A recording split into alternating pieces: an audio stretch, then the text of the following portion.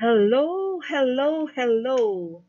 Have a good day to each and everyone. Welcome to our Physical Science Online Learning. We are on our fifth week for the fourth quarter already. So, class, I'm always excited journeying with you in the world of science.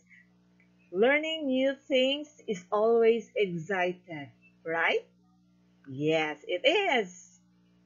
So, are you ready?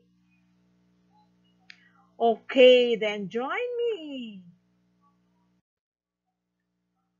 Our topic for this morning is about evidences of wave-like behavior of electron. Let me first read our learning objectives for today's lesson. At the end of the discussion, the students shall be able to identify key persons and their contribution in the development of the wave-particle theory duality. So let us know who is Christian Huygens. So he was a Dutch mathematician, physicist, astronomer, and inventor who is widely regarded as one of the greatest scientists of all time and a major figure in the scientific revolution. So Huygens proposed a wave theory of light. He believed that light was made up of vibrating waves perpendicular to the direction of the light travels. So this is the image of Christian Huygens. Huygens' principle states that every point on a wave front may be considered as a source of secondary waves. So the word interference is used to describe the superposition of two waves, whereas diffraction is interference produced by several waves. So how about diffraction? So diffraction is the bending of light around obstacles and can be explained using a concept known as Huygens principle. So Huygens principle again is the state that every wave crest consists of source points that produce wavelets which propagate outward to form new wave fronts.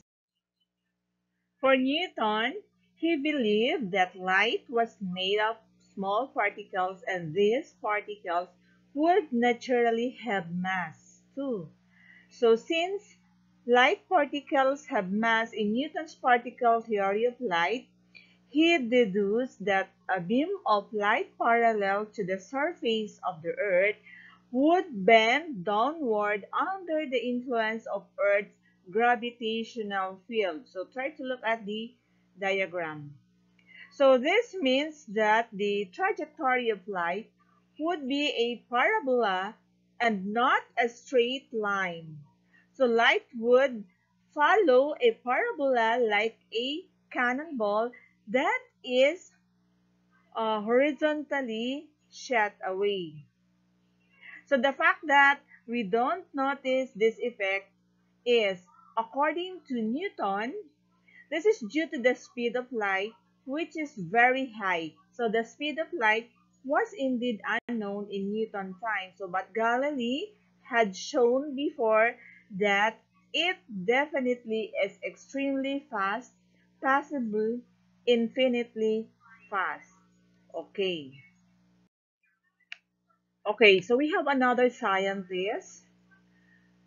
Thomas Young, FRS, was a British polymath who made notable contributions to the fields of vision, light, solid mechanics, energy, physiology, language, musical harmony, and Egyptology. So Young is credited with establishing the wave theory of light in contrast to the particle theory of Isaac Newton. So Young was subsequently supported, or Young's work was supported by the work of Augustine Jean Fresnel. Okay. So again, we have Francesco Maria Grimaldi. So he was an Italian Jesuit priest, mathematician, and physicist who taught at the Jesuit college in Bologna. So he was born in Bologna to Paredi Grimaldi and Anna Catani. So Grimaldi made one of the most significant discoveries in the history of physics, namely the phenomenon of diffraction of light, which shows that light does not travel in straight lines. So again, Grimaldi's discovery came about through careful and systematic observation. So he studied the shadow cast on a screen by objects of various shapes illuminated by a thin beam of sunlight that he allowed to enter a darkened room through a small aperture in the wall. So he discovered that within the shadow region of the screen there were faint fringes of light, and in the illuminated region there were diffraction fringes. So he made very careful observation of their number, intensity, and the coloration, and how they look for objects of different shades. So again, that was the work of Francesco Grimaldi, or the theory about diffraction of light. Now, we have here Max Planck. So Max Planck, his work contributed significantly to the understanding of atomic and subatomic processes. So Planck was born in Kiel, Germany in 1858. At the age of 9, he entered the famous Maximilian Gymnasium in Munich, where he developed an interest in physics and mathematics. Okay. Now, black body radiation is a theoretical concept in quantum mechanics in which a material or substance completely absorbs all frequencies of light. Because of the laws of thermodynamics, this ideal body must also re-emit as much light as it absorbs. So the concept of black body radiation is seen in many different places. Albert Einstein, who was a German-born theoretical physicist widely acknowledged to be one of the greatest physicists of all time, Einstein is known for developing the theory of relativity, but he also made important contributions to the development of the theory of quantum mechanics. So in 1905, Albert Einstein had proposed a solution to the problem of observations made on the behavior of light having characteristics of both wave and a particle theory. Okay, so the light particle conceived by Einstein is called a photon, and the main point of his light quantum theory is the idea that light's energy is related to its oscillation frequency, known as frequency in the case of radio waves. So oscillation frequency that is equal to the speed of light divided by its wavelength. Okay?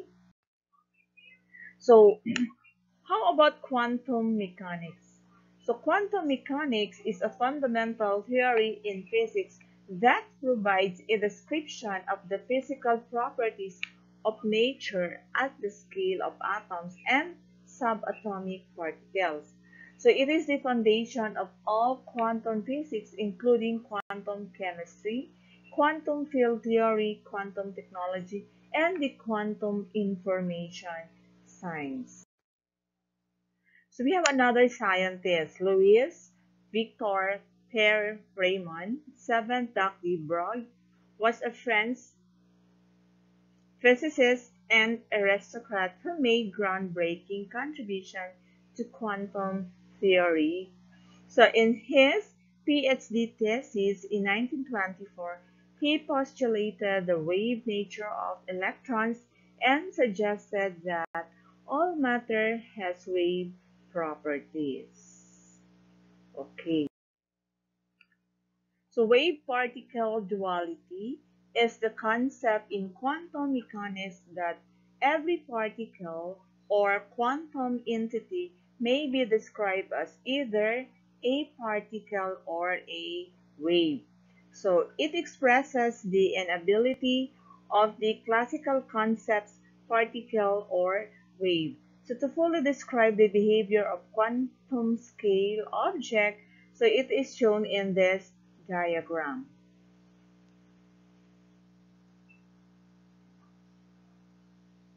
So how this particle showed properties of light and showed wave properties of electrons. Okay,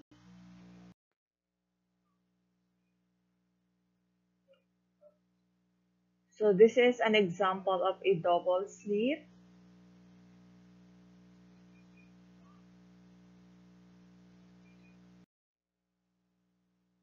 So everything started from atoms.